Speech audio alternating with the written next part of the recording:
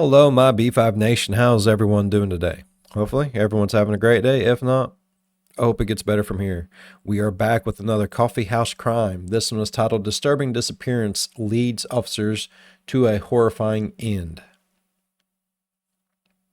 Okay. This was actually suggested to me by a subscriber. They said that we had actually watched this video before, not on Coffeehouse Crime, but their exact words was they know how much I like to watch videos, the same video told by different storytellers. That way you always get a little bit more information. They all tell it slightly different, and I really do enjoy it. So we're going to give it a watch. So go ahead, turn them lights down low, put on something comfy, cut up with something special. Let's get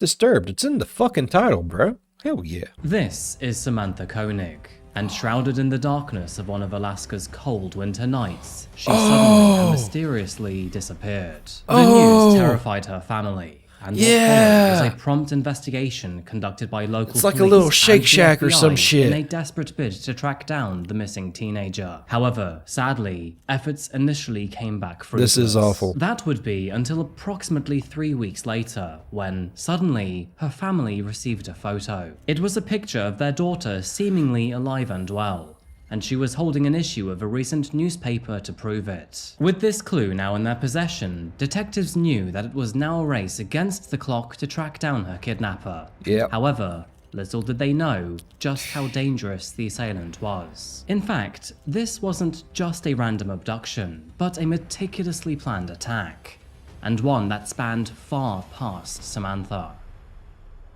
Welcome back to Coffeehouse Crime, folks. Thank you, Adrian. My name is Adrian, and today we're looking at a case that sent shockwaves throughout the United States. In fact, you may even know this story already. Now, on the surface, our assailant appeared to be the ordinary family man. However, very little did any of his family or friends know the terrible and dark secrets he was hiding. By the way, I post true crime, strange and chilling stories here up to twice a week. So, if you're not going to buy a coffee, then please at least consider subscribing. Thank you. And now, with that said, please grab yourself a coffee and let's caffeinate while we... And if you need something to put that coffee in, think about hitting the B5 Nation store. That's right. I got my own store. It's up. Matter of fact, I just did a couple new all over print designs. Get on there, check it out, man. It's amazing. I'm going to try to link them down in the bottom. That way, you know, you can see them.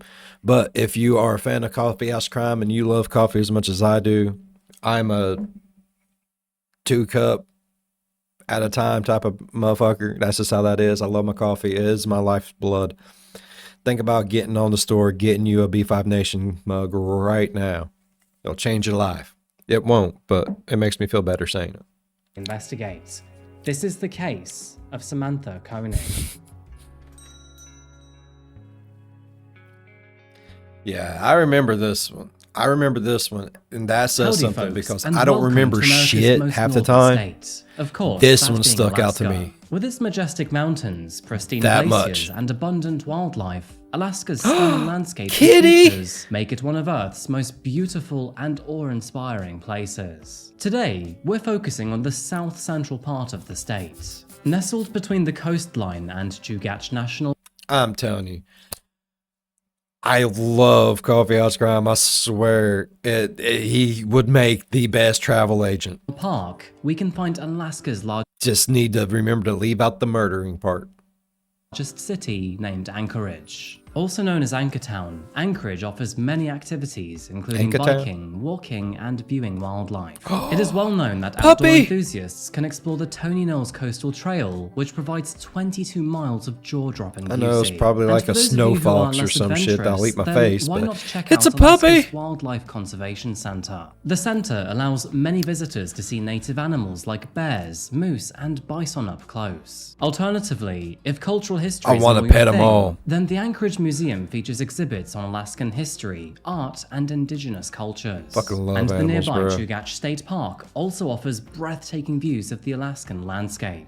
Heading into the city, Anchorage boasts numerous bars, pubs, and plenty of nightclubs. To add to that, it also has a thriving brewery scene, with establishments like Midnight Sun Brewing Company offering many local brews. It is oh so true. Okay. Anchorage certainly has something for everyone, whether that's mountainous hiking or simply dancing through the night. And at the beginning of the year 2012, it was in this city that you could find 18-year-old Samantha Tesla Koenig. Samantha was born on August 30th, 1993, to her mother Darlene and her father James Jr. Throughout her childhood, Samantha was known for her vibrant personality and wide range of interests, including a love for animals, music, photography, and outdoor activities. And moving into her teenagerhood, she attended West High School before moving on to Avail High School. Her friends often commented on her infectious charm, witty humor, and big-hearted nature. 3 things that proved that she was a well-loved figure among everyone she encountered. Of all the healthy relationships she had fostered, Samantha had an extremely close bond with her father. Quite honestly, the two were absolutely inseparable, and he would often say that he loved her like no other human. Not only was her early life marked by a deep affection from family and friends, but Samantha had a bright and promising future ahead of her too. In fact, Samantha was torn between dedicating her life to animals and becoming a vet, or alternatively, serving the United States in the Navy. Whatever her choice, she wanted to protect and serve, and that was evident in her personality too. However, she was still quite young and definitely not ready for either of those 2 jobs yet. And so instead, she worked at Subway and then House of Harley. That was until she took what is arguably the best and most well-respected job in the world. Of course, I'm talking about a barista. As the new coffee queen of her local coffee kiosk named Common Ground, she was introduced to people from all walks of life. Many good, but some also not so good. And sadly, you may already see where this is going. The date was February the 1st, 2012, and it was on this night that he's already jumping into the Koenig shit. was doing the evening shift at the Common Grounds espresso coffee kiosk found on Tudor Road in Anchorage. It was a very Coffee kiosk, that's what it was. Of course, with it being Alaska in the middle of winter, it was already dark outside. It was during this time that Samantha was serving her last few customers while also preparing to finish for the night. At around 8 p.m, she could be seen tidying up the stand and then completing her tasks with her usual cheerful demeanor. You see, the coffee stand was a small, well-lit kiosk in a busy part of Anchorage. However, given the time of day and the season, this night was particularly quiet with only a few people passing by. And unbeknownst to Samantha, this routine evening would soon take a sudden and tragic turn. It was 8:30 p.m. when a man dressed in a dark hoodie and ski mask approached the coffee kiosk. And after ordering a coffee from Samantha, he briefly engaged in small talk with her, as seen here on this surveillance camera. After receiving the coffee, the dark figure lingered around the counter momentarily, before suddenly stepping into violent territory. It was in this moment that he abruptly pulled out a handgun, which he had kept concealed under his clothing, and with a menacing tone, he instructed Samantha to hand over all of the cash from the register and to follow his orders. Surveillance footage captures Samantha's shock and compliance as the man forced her to turn off all of the lights in the kiosk while he slipped through the window. And after Samantha was ordered to fall to her knees, he then restrained her with zip ties. While restrained, Samantha told the man that her father would be here any minute to pick her up. And so, after a slight pause, he then started to drag her out of the kiosk and towards his parked vehicle. That being We can actually see the video better this time. We couldn't really see it that well with last the time. assailant's arm wrapped around her shoulder and his other hand tightly gripping the gun that was pressed against her, Samantha had no option but to comply with his orders. Piece of She was shit. hopeless, helpless, alone, and afraid. As they began to drive around town, the man explained to her that she had only been abducted for ransom. I don't know if it's worse or better, me actually knowing how this shit ends. I think it's worse, cause I'm just already tore up. And if she were to follow his orders down to the finest point, she would ultimately be fine. But whether that would turn out to be true or not was an entirely different story. It is known that Samantha pleaded with this man. She tried to explain that her family did not have much money, But the man simply replied by demanding that she handed over her phone, which was key to his plan. It was at that moment that she realized that she no longer had it in her possession. She must have left it at the kiosk throughout all of the panic, which sure makes total sense to us. But it is also known that this severely frustrated her assailant. And so, they then returned because she was scared and forgot her fucking phone. Man, I forget my phone list on a daily fucking basis, The man then used bruh. it to message her boyfriend and her boss to tell them both that she had a difficult day and she needed to get away for the weekend. However, these messages felt incredibly out of character for Samantha, and eventually both of them knew that something unusual was happening. Amid the messaging, the man asked Samantha to hand over a bank card and bank details, but once again he was out of luck when she told him that her card was in her boyfriend's truck, which was located back at home. So, how do you think he decided to respond? He asked her to drive them to the home, where he then smashed the truck's window to gain access. As the man broke into the truck, Samantha's boyfriend came running out of the property to confront him. He then ran back inside to grab Samantha's father. But by the time the two came back outside, the assailant was long gone. Now, this was quite the bold move when you think about it, because not only had he kidnapped Samantha, I didn't know but this now he'd part. exposed himself to two of her most cherished people. And with such a disorganized and chaotic plan, he had no way of telling if this would go in his favor or terribly wrong instead. Well, sadly, it would be the former, and with all said and done, Samantha and her kidnapper disappeared into the night. I hate to say this, but over the following several hours, Samantha was subjected to hell. She was taken to a secluded shed in the back garden of a residential home, bound, and then subjected to physical and sexual abuse. Throughout the night, she was manipulated, forced to hand over her ATM card information, and then told that all of this would be all over if she followed his demands. Despite Samantha's compliance and several pleas for mercy, her fate had, unfortunately, already been decided. That's because the very next day, she was strangled to death, and after her death, her body was left on the cold floor of the shed. Unfortunately, Samantha's disappearance was not reported until the following day, hours after she had already met her tragic end. Despite the late start, the FBI swiftly descended upon Anchorage, driven by a desperate hope to find the missing 18-year-old.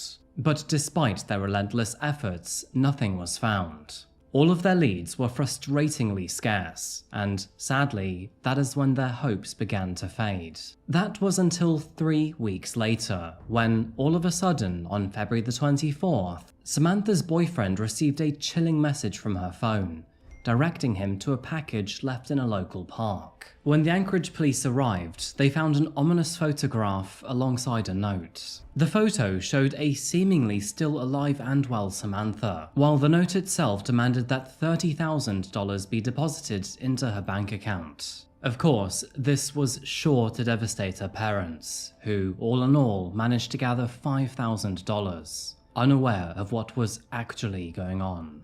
The truth is that Samantha was already dead in this photo, and her lifeless body had merely been posed for the camera. Her eyelids were sewn open with fishing wire, and makeup was cruelly applied to her face to create the illusion that she was still alive. Propped crudely against a wall, she held an issue of the Anchorage Daily newspaper dated February the 17th. A sickening ruse meant to buy time and hope. Within days of this deposit, Samantha's debit card began to ping from various locations across America. First in Anchorage, then in Arizona, then New Mexico, before its final ping in Texas. And of course, this indicated to the FBI that, whoever her killer was, he was traveling east along Interstate 10. Surveillance cameras found near the ATM machines all revealed a man who was concealing his identity with a disguise. Which was smart, but not smart enough. And that's because he unknowingly left a vital clue behind. That being his white Ford Focus, which could be seen in all of the surveillance footage. So it's no surprise that this vehicle became a key lead for detectives. And after tracking the car down to a rental agency in Texas, man, I still get so angry hearing this story. I know I haven't said much, but of the suspect. But his travel plan seemed to match the locations of all ATM withdrawals too. And soon enough, on March the 13th, a Texas state trooper in the quiet town of Shepherd finally spotted the white Ford Focus, which at the time he noticed was parked at a hotel nearby. And so, with patience and precision, the trooper watched and waited for the driver to emerge to see if this really could be their guy. As the car pulled onto the road, the officer tailed it discreetly, heart pounding in his chest while his eyes remained locked on the Ford Focus. But for now, he had no reason to pull the vehicle over. Now, thankfully, this car exceeded the speed limit rather quickly. And so, with that said, the officer now had a reason to stop him. After flashing to pull the driver over, both vehicles finally came to a stop.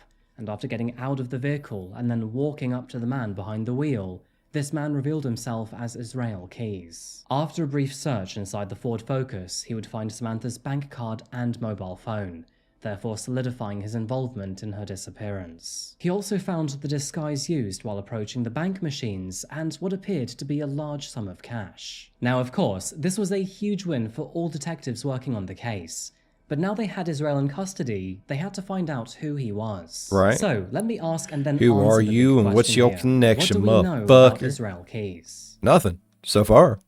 Born But on you're gonna January tell us. 7th, 1978, Israel grew up in Richmond, Utah. He was part of a large family that held conservative religious beliefs. And believe it or not, he was the second of 10 children born to Heidi Hackinson and John Jeffrey Keyes. No surprise to this story, but Israel's family lived in isolation, disconnected from mainstream society. Initially devout Mormons, the Keyes family later began attending services at a church known as the Ark, which, surprise surprise, adhered to the white supremacist Christian identity ideology. Oh boy, here we go.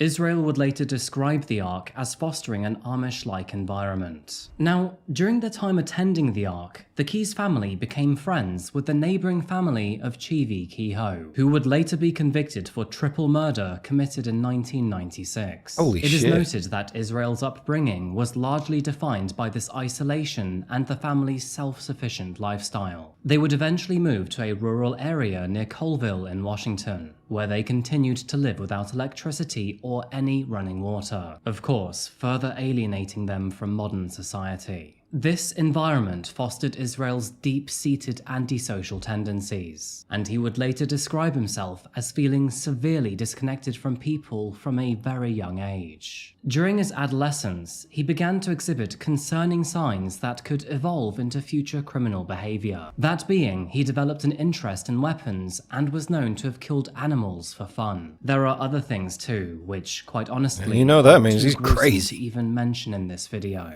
You have probably heard this before already, but killing animals for fun is the hallmark sign of a clinical psychopath in the making. At the age of 14, Israel already stood at 6 feet and 2 inches, and so he was much bigger than most of his peers. Not only that, but he knew how to throw his weight around too. He would use this to his advantage and often broke into neighbors' houses, shot his neighbors with BB guns, and even stole and resold real firearms. Now, despite these warning signs, he would actually avoid getting into any serious trouble during his youth. Not only avoiding any punishment, but also keeping his darker inclinations hidden Son of a from bitch. those around him. His family's religious environment did very little to curb these tendencies, and eventually he would even distance himself from them and their beliefs.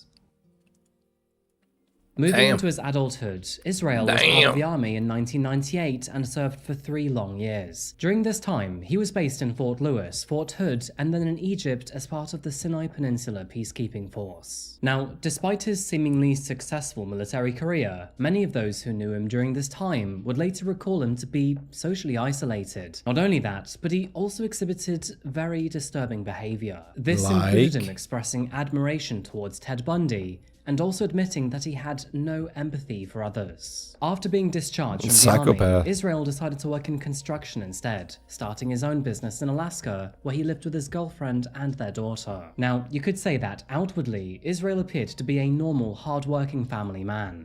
However, beneath the surface, he was living a dark double life. A double life that detectives were only just about to find out.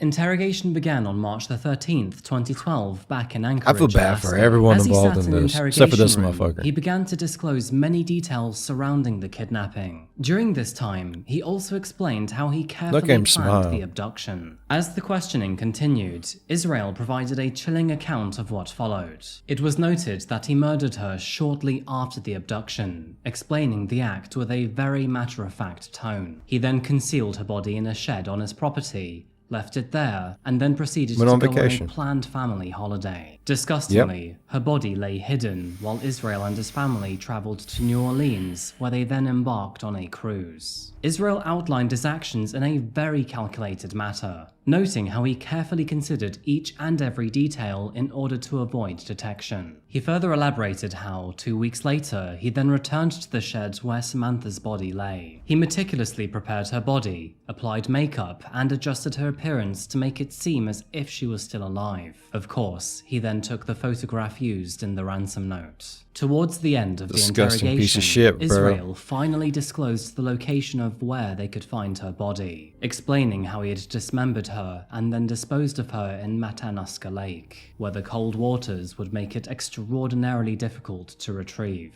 The interrogation provided a clear and direct account of Israel's actions, but most importantly, it offered crucial information that led to the recovery of Samantha's body. The recovery was a painstaking process, one which required meticulous coordination between multiple law enforcement agencies. Matanuska Lake is a remote and icy body of water located north of Anchorage, Alaska, and so you can imagine that this operation was very remote. It was early April and the lake was still frozen over, of course complicating all recovery efforts for Samantha. Divers from the FBI's evidence response team, along with local law enforcement, were deployed to the scene. They had to break through the thick ice that covered the lake, using specialized equipment to create an opening large enough for divers to access the water.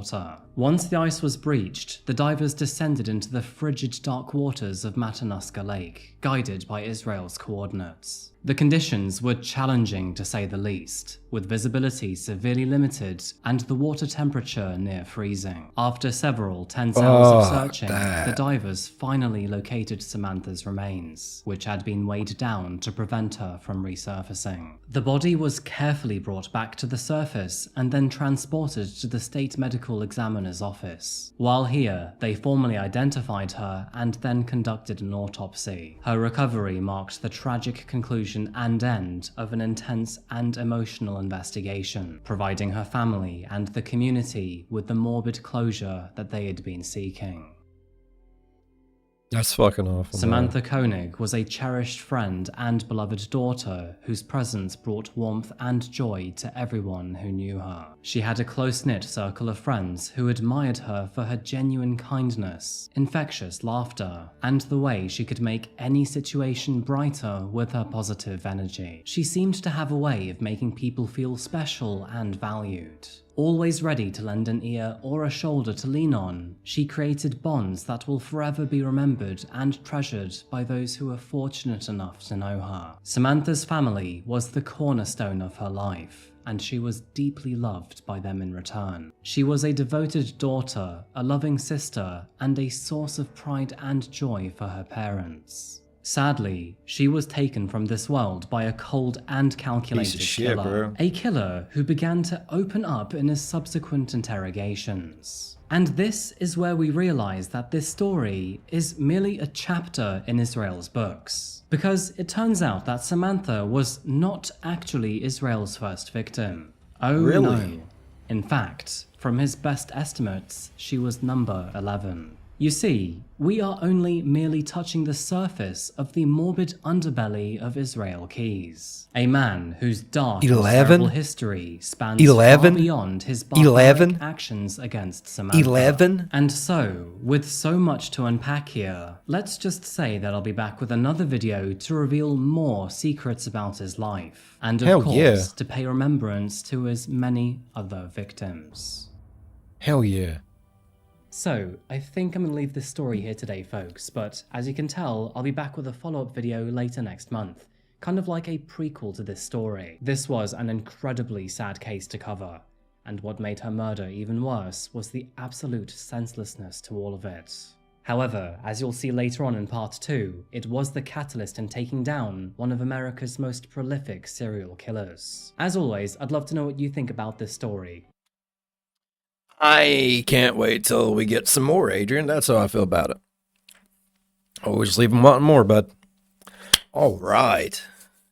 Hopefully you guys are excited as I am to see the next video. He says sometime next month, so we'll be keeping an eye out on it. All right. If y'all enjoyed today's video as much as I did, please go down there, leave a thumbs up. It really helps the channel grow. While you're down there, if you want, go on over and slap that subscribe button. Become part of the Big 5000 Nation. The B5000 Nation. There we go. We do some crazy stuff here. And if you want to know when that crazy stuff happens, ding that bell and turn on all notifications. As always, be good to one another, and I'll see you in the next one. Bye-bye. Oh, Adrian. I'm excited. I want to hear more about this piece of shit.